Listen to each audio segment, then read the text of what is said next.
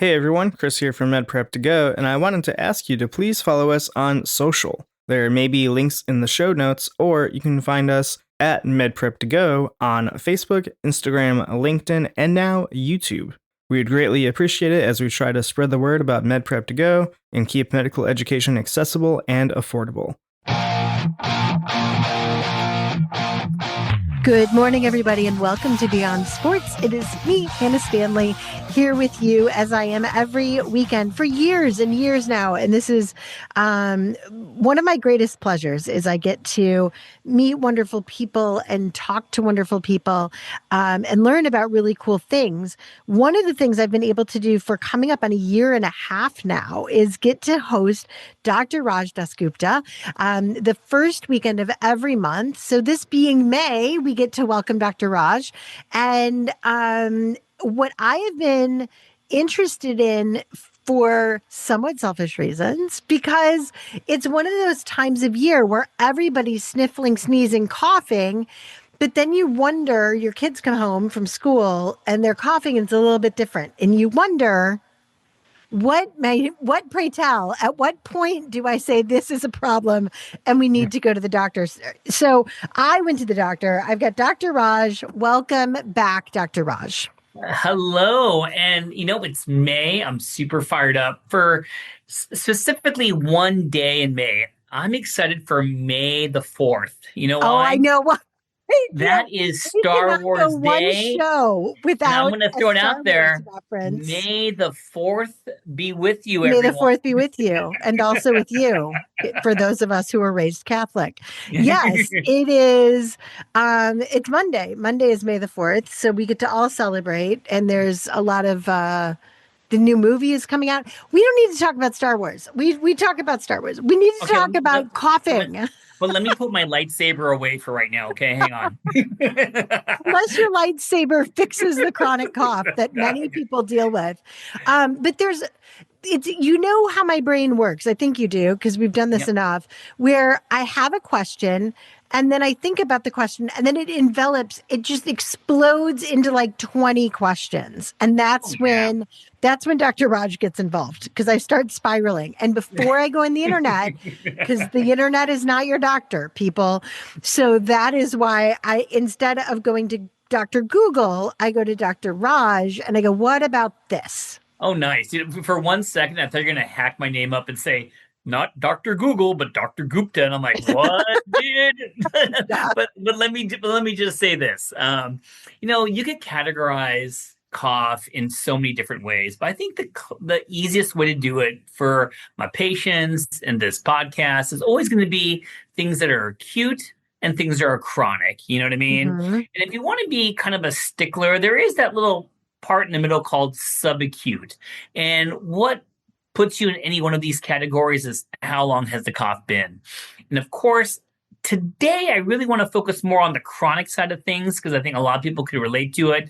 But let's just bang out, what is an acute cough? I mean, acute cough is really from, numbers 1, 2, 3, 4, 5 is going to be probably a viral infection, probably what we call a viral URI, upper respiratory tract infection. Mm-hmm. And you're right that there are, even though it's summertime, there are definitely bugs that like to cause a cough throughout the whole year. It doesn't always have to be wintertime. Mm-hmm. I think if we did this in like December, January, well, it's always going to be about bugs like, SARS-CoV-2 that comes with COVID-19 and influenza and RSV. Sure. But let me just say this, because I'm sure someone who's really smart is going to call me out on this. You're right. COVID-19 is not just during the wintertime. It happens throughout the year. So let me just say that. But there are little bugs that people the first time I got COVID was June. Yeah.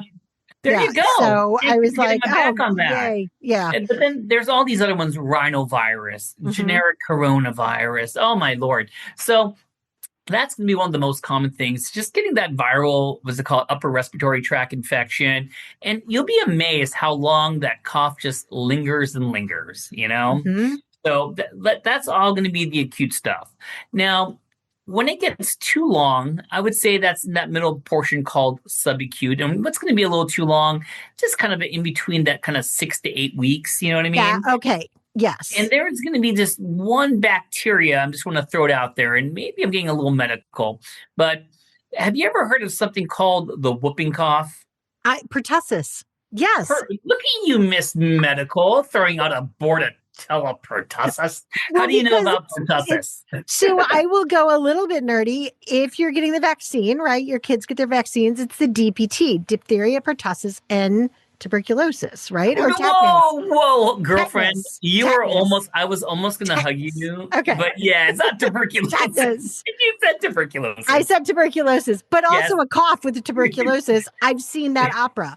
Well, dude, I don't want anyone to have tuberculosis around here. That's Ever, the bad. ever. No, That's so the it bad is. one. It's diphtheria, pertussis, and tetanus is your Tetanus, you got DPT, and Yeah. that's for little kids, and you can also get boosters as you get older. And let me just say this is that another name for, pertussis, many pediatricians call it the 100-day cough. Oh God. Oh God, because the cough could last a very long time. In the acute setting, of course, we call it the whooping cough, is a very characteristic, nasty sounding whoop that happens with it. But it's very important that it does happen in the elderly. I do think about this pertussis when you have this subacute cough. It's easily treated with antibiotics, easy to diagnose. So that's one thing I think about in that 6 to 8 weeks. But today's show is going to be about the chronic cough that's been lasting for greater than 2 months. Okay. So to summarize, he's Dr. Raj. I'm Hannah Stanley. No, so we've got acute cough, which is not hee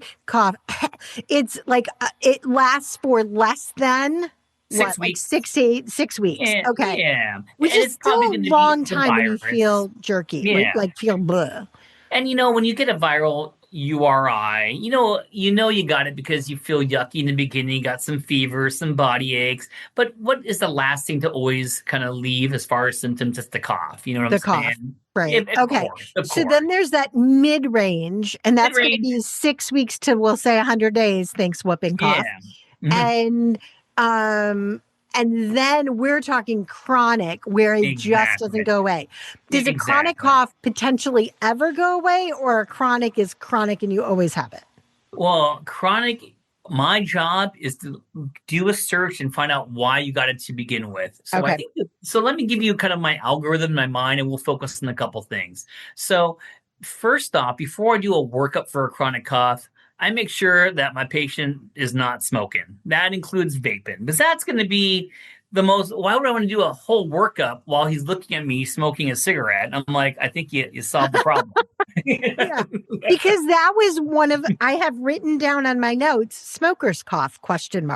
Yeah. Because that is what I always think of as somebody, and I see the COPD commercials and, along like in that, basically something that is caused by smoke. Exactly. And like I said, I'm even throwing vaping in there. And I got a, can I give a quick story about one of my patients I just saw? Yes, I would love a quick story. So I got called to the emergency department. I had a patient who was a young dude. I mean, he was like, I think 26-ish, and he had a acute onset of horrendous chest pain. They shot a chest x-ray and both his lungs collapsed. What? He had a double pneumothorax. His right lung collapsed, his left lung collapsed. And so when we went to the emergency department, the lung that was worse, the super collapse, we had to put a chest tube in there to make it go up, right? But the question is always going to be why? Why did this happen? So they got a CT scan of the chest, and on the top parts of his lungs, we saw a lot of what we call blebs or bulla. They're kind of like thin air sacs. Mm-hmm. And the question is, why is this young guy with no past medical history, why does he have all these blebs and bulla at the top of the lungs? Because that's what actually ruptured. Sure. And he was an honest pup. He just said, I vape like it's going out of style, and his soon-to-be wife was right there. And, of course, I had my residents with me or looking stuff up. And, people who do a lot of vaping can get what we call these blebs and bulla in the tops of the lungs, and that was his only risk factor. And he did a lot of vaping, and he actually was a cougher. He had kind of like a air quote smoker's cough, a vapor's cough, and wow, bad luck. He actually ruptured both at the same time. Both. Wow, that's so pneumo, of course, is like pneumonia. and pneumothorax. So this is something that when they have a smoker or a vapor's cough, which I've never thought of saying that, this is something that can be treated, or this is your future? Well, I think before we do the workup, you want to make sure they stop doing these things for a variety of reasons. You know what I mean? And yes, I wouldn't do a workup when they're actively smoking or vaping. Or they're like, I'm not going to quit. Exactly. Okay. Then number two, there are going to be certain medications that have been associated with cough. And these are very specific blood pressure medications that we call in medical terminology ACE inhibitors. Mm-hmm. And a classic example of that is lisinopril. I'm just saying it. Okay. And these categories of drugs are clearly associated with the cough, and our job is to maybe stop that medication first if it's safe before doing a big workup, okay? Mm-hmm. So once we do those things, because it's a chronic cough, I always feel that patient deserves a chest x-ray. Why? Is because before I do this testing and that testing and hold this med and that, I don't want to miss something catastrophic in the lung that's causing this. Like symptom. A cancer being hidden behind something else. Why are you being so doctor-like lately? Look at you. Because I get to hang out with you, and I try to keep up with you and Michelle, your lovely wife, who is also. And so you're right. I just don't want to get burnt and say that was cancer. So I'm going to get a chest x-ray for chronic cough, whether they like it or not.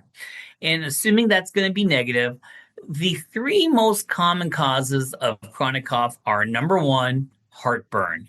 Gastroesophageal reflux disease. You know? Really? Yeah. That acid in your stomach can present in many different ways. Sometimes that acid reflux can cause chest pain, hence the word heartburn. Mm-hmm. Or when it goes up there too high, it can kind of irritate your larynx and give you what's it called? A sore throat or a scratchy voice or a chronic cough. You know what I mean? Really? Yeah. So does it drop down lower and that's why your lungs are trying to expel it, or it's just the tickle from the irritation that's making you cough? Well, it depends how bad that reflux is going to be. You know what I mean? So it's all getting that good history. Once it's someone who says, after I'm eating a lot of tomatoes or caffeine or chocolates and I'm laying down flat, it's happening at night, and I feel that kind of regurgitation is associated with the cough, you never know. You know what I mean? Mm-hmm. So I think that it's a very important thing based on the history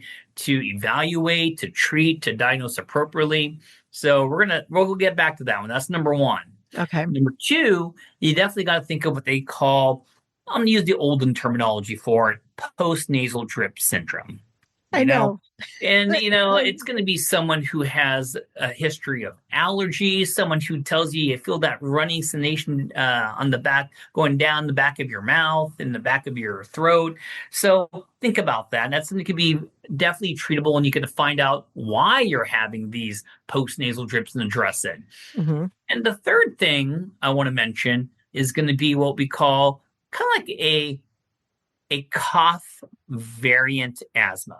Someone who may not have the full-on asthma symptoms, but asthma can present in some individuals as a chronic cough.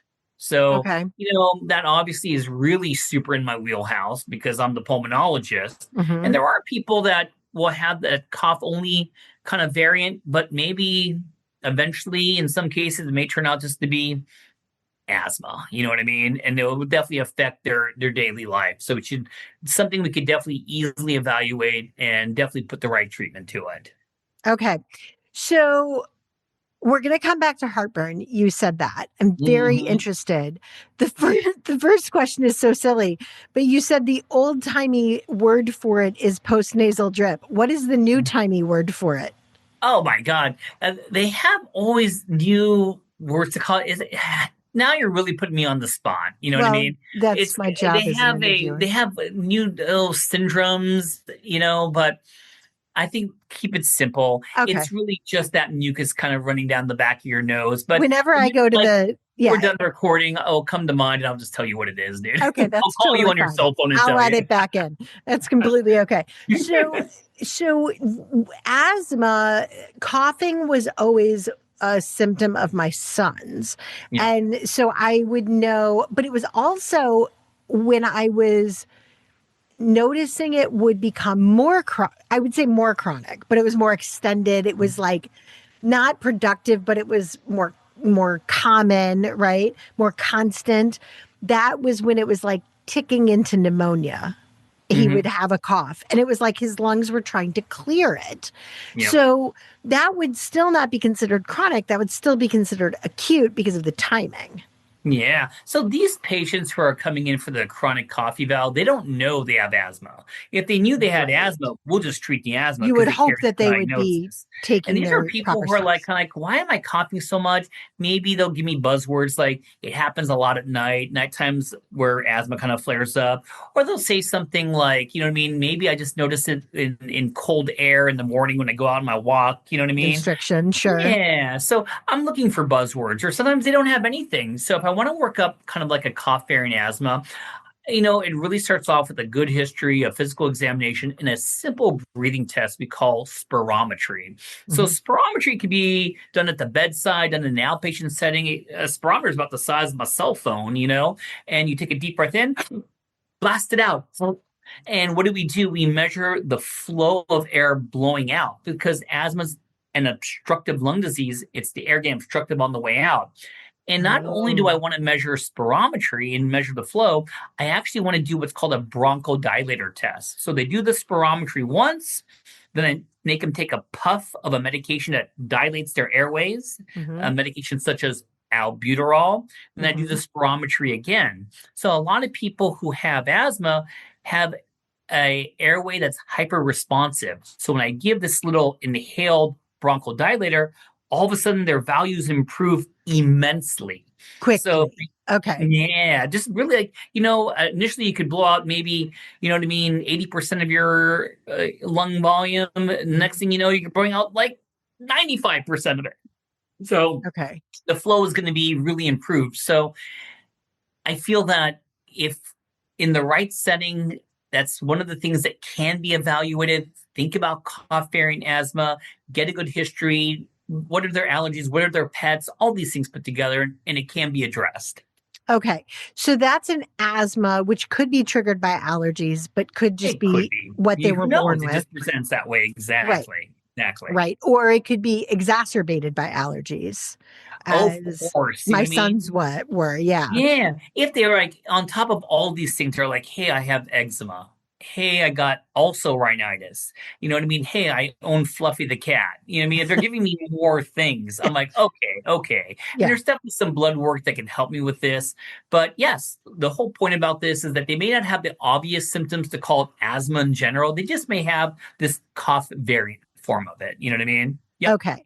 And the postnasal drip could also be allergy related because it's seasonal or environmental. Oh, and the thing is that most asthma is allergy driven. Postnasal drip, I always say allergy first because it's so common. But there are other things that give you a postnasal drip. And that's why, for everything we talk about, the question is why? What kind of workup do you want? But assuming it's going to be allergy is going to be number one. This is something where, hey, what is the way we treat it? Of course, treat the underlying cause, but maybe some nasal steroids. Brand names are like Nasacort or Nasonex, you know what I mean? Maybe some antihistamines, and of course, try not to take the ones that make you sleepy. Sleepy antihistamines are like Benadryl, you know what I mean? You want to take more of those brand names like a Claritin, Allegra, Zyrtec that don't make you sleepy during the day, and hopefully that will do it. You know what I mean? Look, Benadryl is great in an emergency, but don't want to drive with it. That's for sure.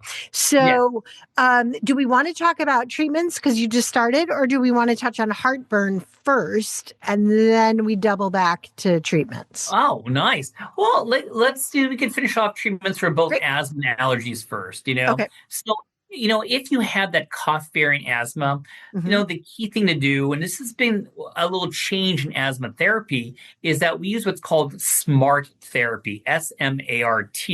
And it's an acronym that really pounds home the way we treat asthma now is not only giving albuterol by itself. Because when you give albuterol, which is a bronchodilator, it's just dilating the airways. Don't get me wrong, you'll feel a little bit better, but it's not addressing the underlying inflammation. So the new guidelines, whether you have full-on asthma or cough-bearing asthma or exercise-induced asthma, is to combine that albuterol the bronchodilator with an inhaled steroid. Okay. And that's going to be how we treat that. And we're going to monitor you to make sure your cough bearing asthma doesn't turn on to full on asthma. Mm-hmm. Now, for postnasal drip, you want to make sure that, there isn't an underlying cause. I'm just going to assume for the allergies, you know what I mean? Mm-hmm. So, of course, avoidance. But if not, a nasal steroid never hurt anyone per se. Of course, yes. Do not go and abuse them and blame Dr. Raj. Yes. And let's not, and let's use something like a non-sedating antihistamine. I think those things are going to be very good. Okay. And now let's talk about the heartburn and the treatment of the heartburn. So, for some individuals, they have a classic history, a classic story. You can make the diagnosis of heartburn causing things. But if you don't, definitely that's when a stomach doctor, known as a GI doctor, a gastroenterologist, definitely has some more invasive ways to monitor and diagnose heartburn. They could put specific probes in your esophagus, measuring the amount of acid that comes up or the amount of fluid that comes up.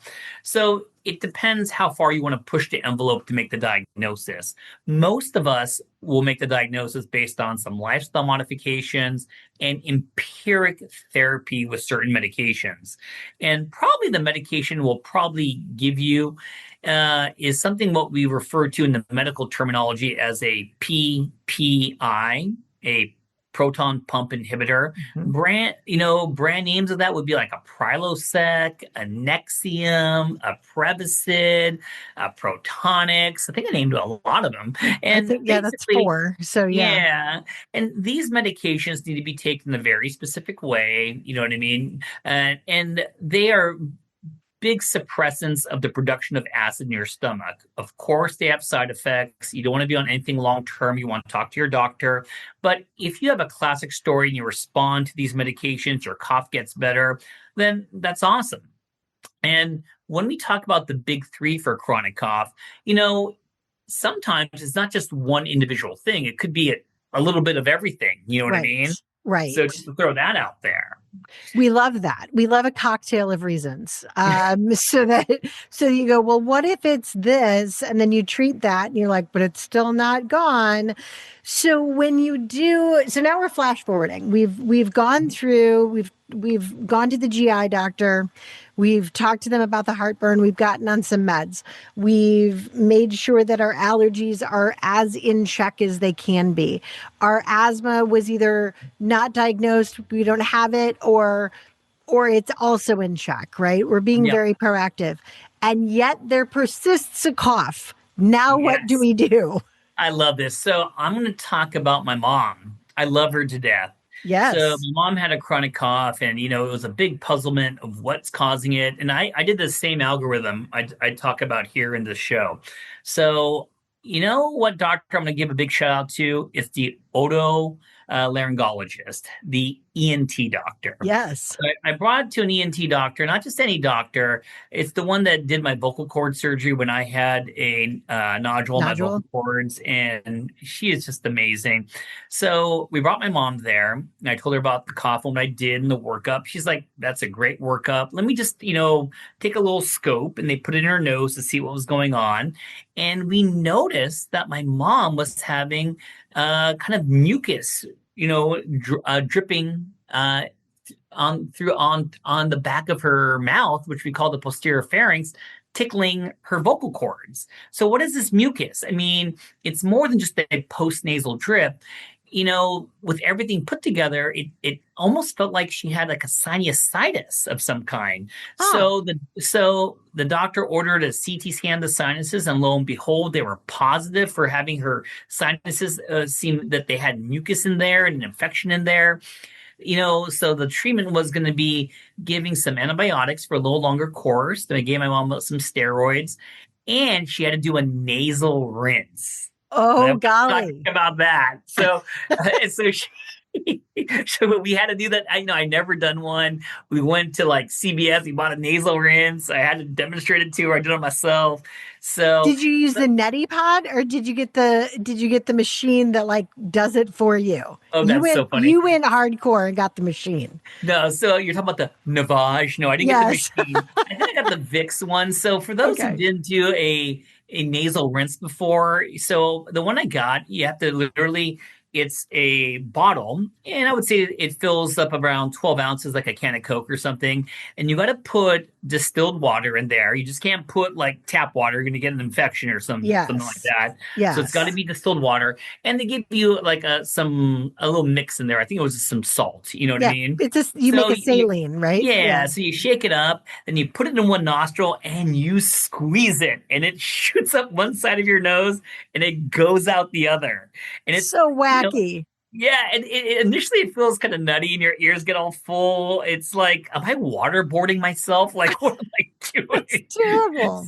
And you do it on both But nostrils. So my yeah. poor 82-year-old mom had to do this on top of everything else. But, lo and behold, we went back after she finished her therapy. They CT'd her again. Her sinusitis cleared up. Her cough got pretty significantly better, but she was still, they were really worried about her swallowing, because when we get older, our swallow is, not the best. You know what I mean? So she had what's called a video assisted swallow, where she would have to eat certain foods while they're filming her swallow. So you can see food actually, Wow.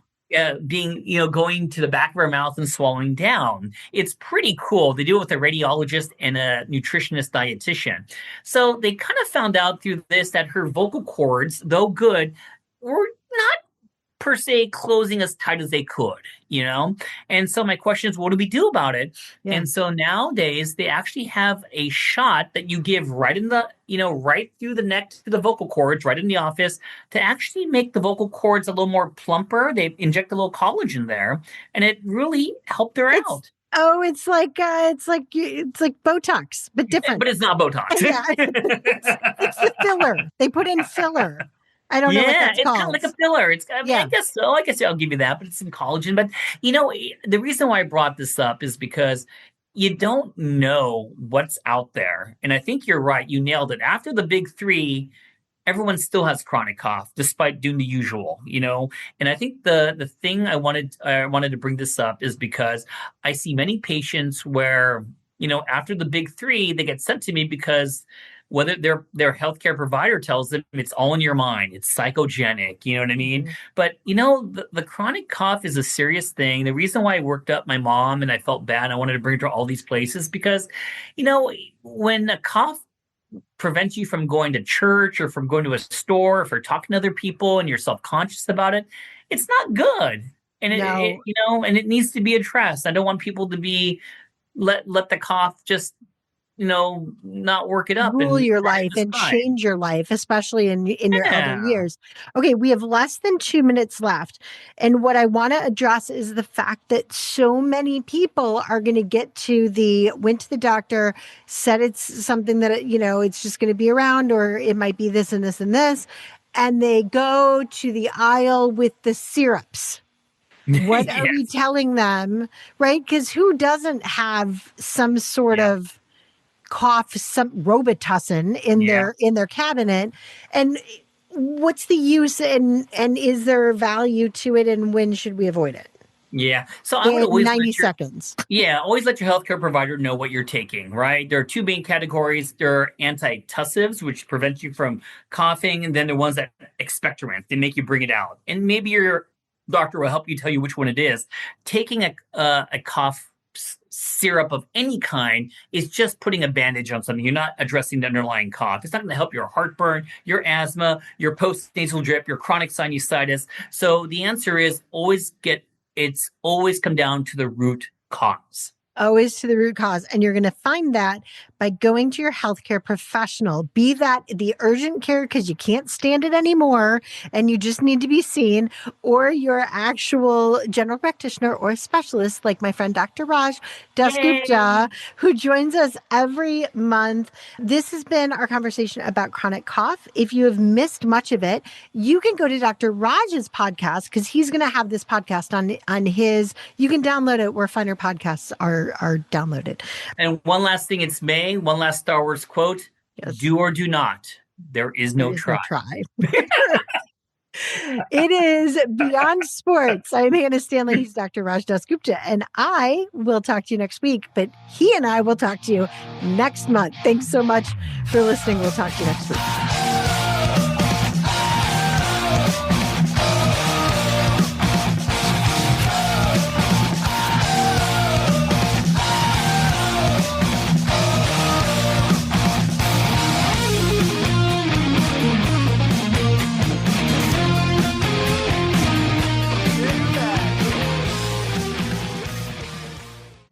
Hey everyone, Chris here from MedPrep to Go, and I want to take a quick break to announce that our first course is now live. Comprehensive Endocrinology is a video series with Dr. Raj Das Gupta that features 9 hours of content in 8 modules. This course is useful for learning endocrinology for internal medicine, family medicine, USMLE Step 3, and COMLEX Level 3. And this content is exclusive to the video series and won't be available on any of our podcasts. Keeping with our philosophy of making medical education affordable and accessible, this course is available for just $10 a month or $20 for a year. So check it out now and start learning at medprep2go.com. And stay tuned for more courses coming later this year.